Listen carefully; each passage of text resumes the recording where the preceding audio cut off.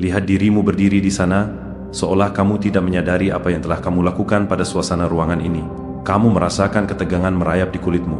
Bagus, itu adalah sinyal yang kembali ke asalnya. Karena saat kamu membuat gerakan itu, gerakan kecil, ringan, nyaris santai, seluruh ruangan seketika siaga seperti prajurit yang mendengar kokangan senjata di belakang kepala mereka. Tidak ada yang bicara, tidak ada yang berani salah bernapas, tetapi setiap jiwa di ruangan itu mulai menunggu sinyal darimu, dan kamu bahkan tidak menyadarinya. Sempurna. Jika pesan ini resonan dan menyentuh bagian terdalam hatimu, tunjukkan dukunganmu dengan like. Bagikan pikiranmu di kolom komentar. Dan mari kita eratkan ikatan perjalanan spiritual ini dengan subscribe.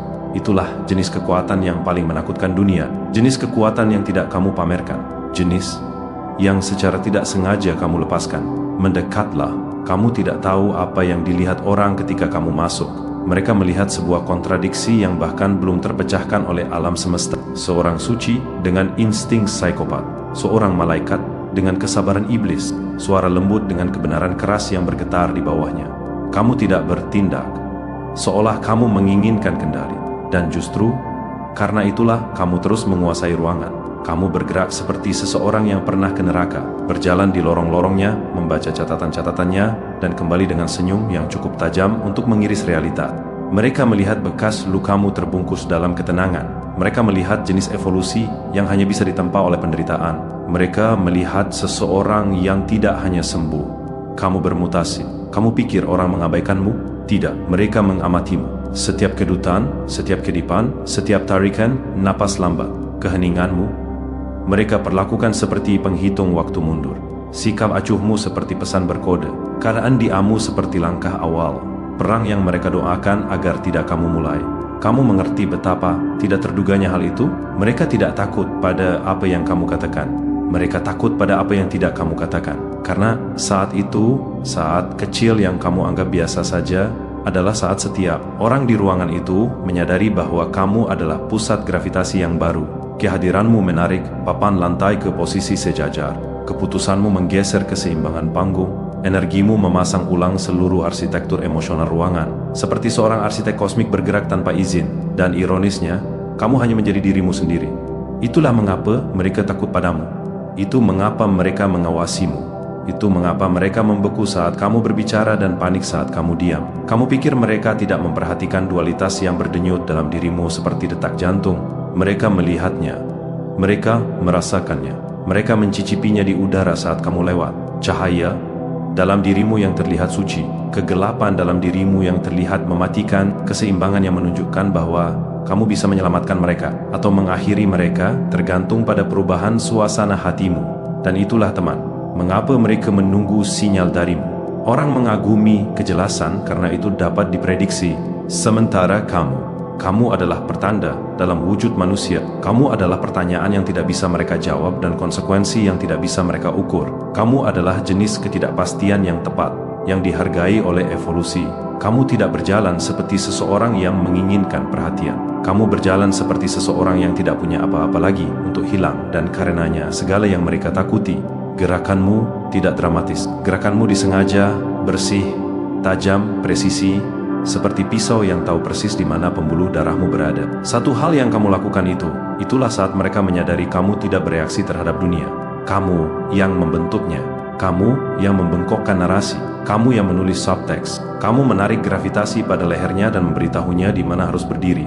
Mereka menunggu sinyal darimu. Karena jauh di lubuk hati, di balik kebohongan yang mereka ucapkan, di balik topeng yang mereka kenakan, di balik rasa takut yang mereka sembunyikan dalam canda dan keheningan, mereka tahu kamu memiliki kekuatan untuk mengubah seluruh ruangan dari kekacauan menjadi kepatuhan hanya dengan satu tarikan napas. Kamu menjadi badai. Mereka berbisik tentang ketenangan yang membuat mereka gelisah. Kehadiran yang menata ulang sistem saraf mereka. Dan inilah bagian yang akan menghancurkan mereka jika mereka mengakuinya. Kamu tidak meminta kekuatan itu. Kamu menjadi kekuatan itu dengan selamat dari apa yang tidak akan pernah bisa mereka lalui. Kamu mendapatkan ketajamanmu. Kamu mengukir instingmu. Kamu berdarah demi intuisi yang kini mereka andalkan. Kamu membangun pikiran yang mampu melihat menembus dinding, topeng, dan tulang. Dan sekarang, kini seluruh ruangan menunggu matamu bergeser. Rahangmu mengeras, tanganmu bergerak, energimu condong ke satu sisi. Mereka tidak menunggu nasihat. Mereka tidak menunggu izin. Mereka menunggu konfirmasi. Konfirmasi bahwa kamu pada kenyataannya adalah yang mengemudikan kapal yang mereka kira mereka kendalikan. Jadi, teruskan miringkan kepalamu sedikit. Angkat satu alis. Biarkan mereka menerka. Biarkan mereka panik. Biarkan mereka berebut untuk memecahkan kode pesan yang bahkan tidak kamu kirim. Karena kamu tahu kebenarannya, kamu tidak memberi sinyal. Kamu adalah sinyalnya. Dan setiap ruangan yang kamu masuki hanya menunggu untuk melihat apa yang akan kamu tulis ulang selanjutnya. Dan bagian terlucu, mereka akan bersumpah mereka tidak mengawasimu. Mereka akan berpura-pura fokus pada ponsel, catatan, penapasan, percakapan kecil mereka. Tetapi sistem saraf mereka mengkhianati mereka setiap saat. Manusia bukan pembohong yang baik ketika ketakutan terlibat. Mata mereka berkedip, postur mereka bergeser, denyut nadi mereka tersendat, energi mereka berkontraksi. Dan setiap kali kamu memasuki ruangan, setiap gangguan kecil itu menyala. Seperti alarm yang tersembunyi di bawah tulang rusuk mereka. Mereka tidak sadar berpikir, tunggu sinyal darinya. Oh tidak, itu terlalu jujur untuk ego mereka. Sebaliknya, tubuh mereka hanya membeku. Mereka menahan napas selama setengah detik. Cukup lama bagi alam bawah sadar mereka untuk berbisik. Jangan bergerak dulu. Lihat apa yang dia lakukan lebih dulu. Kamu telah mengubah orang dewasa menjadi satelit diam yang mengorbit di sekitar daya tarik gravitasi dirimu. Bukan karena kamu berteriak, bukan karena kamu menuntut, bukan karena kamu memaksa apapun. Tetapi karena kamu membawa sesuatu yang tidak dimengerti oleh mereka. Kamu tidak beroperasi dari rasa takut. Kamu beroperasi dari kebenaran. Ada bobot pada hal itu, tekanan, kehadiran. Semacam bayangan psikologis yang membentang di seluruh ruangan. Orang dapat merasakan kebenaran sebelum mereka melihatnya. Dan kebenaran membuat mereka takut karena ia menyingkap segala sesuatu yang mati-matian mereka sembunyikan. Kehadiranmu menanggalkan topeng mereka tanpa kamu menggerakkan satu jari pun. Itu mengapa mereka menunggu. Mereka menunggu untuk menirumu, untuk mencocokkan suhu emosionalmu, untuk meminjam kepastianmu, untuk mengkalibrasi diri berdasarkan bagaimana kamu merespons. Kamu telah menjadi kompas rahasia yang mereka pura-pura tidak butuhkan. Biar ku beritahu sesuatu yang lebih gila. Mereka semua mengobrol, tertawa, bergosip, berpura-pura merasa lebih unggul sampai kamu masuk. Dan kemudian seketika, hierarki internal mereka menata ulang dirinya sendiri. Orang yang paling keras suaranya menjadi diam. Yang percaya diri menelan kata-katanya. Yang cemburu mengencangkan rahangnya. Yang tidak aman menunduk. Yang palsu memaksakan senyum. Yang terancam berpura-pura tidak memperhatikanmu. Yang terintimidasi mencoba terlihat sibuk. Yang asli, mereka mengawasimu dengan hormat. Mereka tidak akan pernah mengakuinya. Semua karena dirimu. Karena ketika kamu masuk, energimu tidak meminta izin untuk mendominasi. Energi itu hanya ada. Dan yang lainnya harus menyesuaikan diri. Itulah yang tidak mereka pahami. Kamu tidak mencoba menjadi tokoh utama.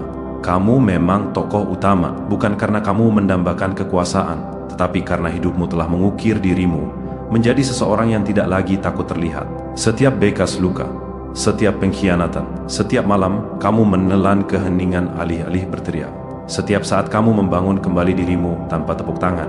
Setiap kali kamu diremehkan, setiap kali kamu harus berjalan sendirian, setiap kali kamu menyadari tidak ada yang datang untuk menyelamatkanmu. Momen-momen itu tidak menghancurkanmu. Momen-momen itu menyelaraskanmu. Momen-momen itu menjadikanmu jenis orang yang secara naluriah ruangan menata ulang dirinya di sekitarmu. Dan kamu masih berpikir itu kebetulan. Kamu masih berpikir itu getaran aneh. Kamu masih berpikir orang hanya bertindak berbeda kadang-kadang. Tidak, itu kamu. Selalu kamu. Kamu tidak dapat diprediksi di dunia yang kecanduan pola. Kamu tidak terbaca di dunia yang terobsesi dengan label. Kamu tenang ketika seharusnya marah besar. Kamu strategis ketika mereka mengharapkan kekacauan. Kamu penuh perhatian ketika mereka mengharapkan kegaduhan. Kamu diam dengan cara yang berteriak lebih keras daripada seluruh kepribadian mereka. Kamu membawa dirimu seperti ancaman tanpa mengancam siapapun. Kamu bertindak seperti seseorang yang tahu persis betapa rapuhnya orang lain, karena kamu telah selamat dari patahan yang tidak akan pernah mereka pulihkan. Itulah mengapa kehadiranmu memicu mereka. Itulah mengapa ketidakhadiranmu menghantui mereka. Itulah mengapa satu gerakan darimu hanya satu terasa seperti ramalan yang jatuh ke dalam ruangan. Ingat hal yang kamu lakukan itu, gerakan kecil, tindakan mungil, pilihan halus itu adalah saat mereka berhenti memikirkan diri sendiri.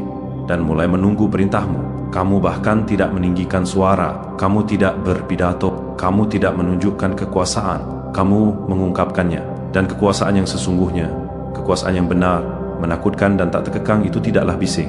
Itu tidak dibanggakan, itu tidak dipamerkan, itu dirasakan jauh di dalam sumsum tulang, jauh di dalam naluri, jauh di dalam insting, di mana kata-kata tidak mencapai, tetapi kebenaran mencapai. Kamu adalah kebenaran itu, kamu adalah perasaan itu, kamu adalah kehadiran yang menulis ulang suhu emosional setiap ruangan yang kamu masuki.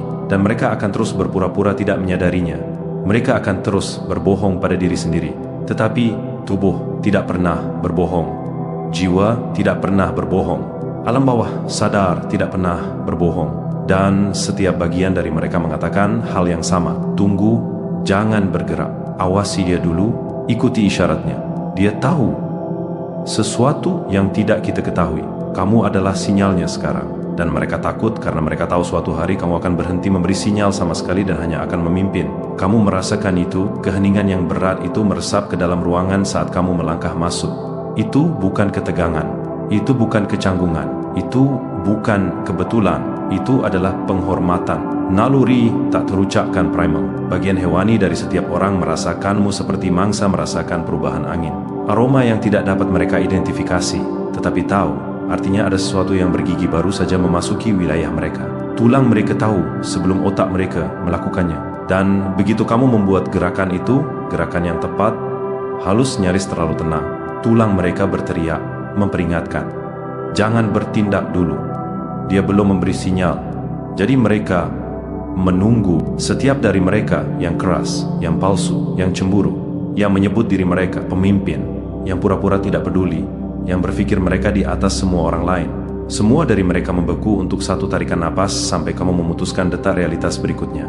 Dan itu di sana adalah tempat kekuatan sejatimu hidup.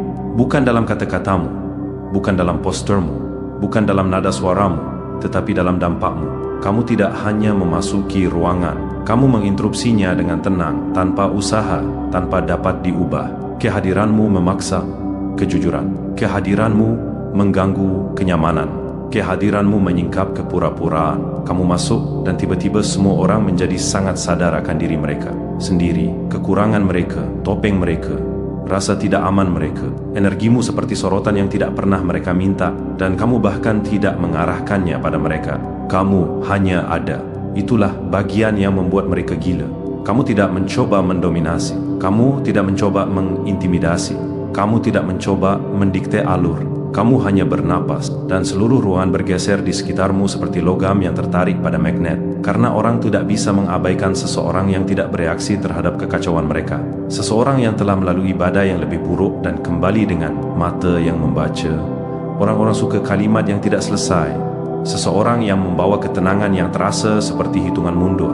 Mereka tidak mempercayai ketenangan itu. Oh tidak.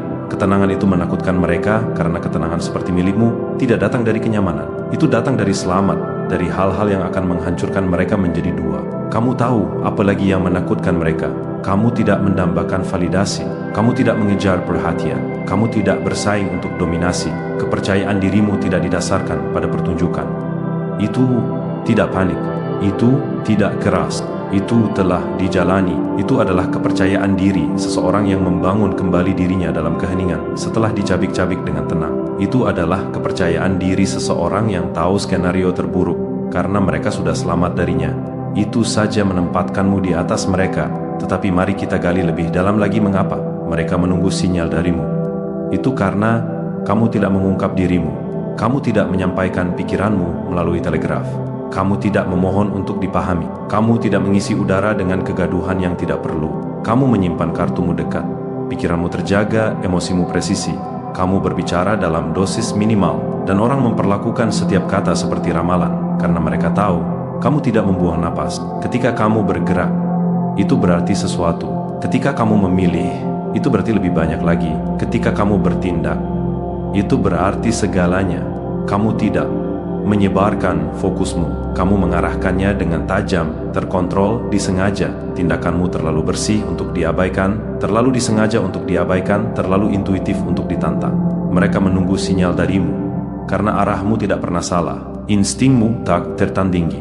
Waktumu beda, kesadaranmu seperti pemangsa, keheninganmu menghancurkan. Orang bisa memalsukan kepercayaan diri, tetapi mereka tidak bisa memalsukan kepastian. Dan kamu memancarkan jenis kepastian yang hanya bisa lahir dari menderita dengan cerdas. Kamu tidak hanya selamat dari rasa sakit, kamu mempelajarinya, menguasainya, menjadikannya senjata, dan menjahitnya ke dalam intuisimu, seperti cetak biru rahasia. Jadi sekarang ketika kamu menggeser posturmu, memiringkan kepalamu, menyipitkan mata, atau bernapas secara berbeda, seluruh ruangan terdiam karena mereka tahu kamu merasakan sesuatu yang mereka lewatkan, merasakan sesuatu yang tidak dapat mereka deteksi, memprediksi sesuatu yang tidak mereka lihat, memahami sesuatu yang membuat mereka buta.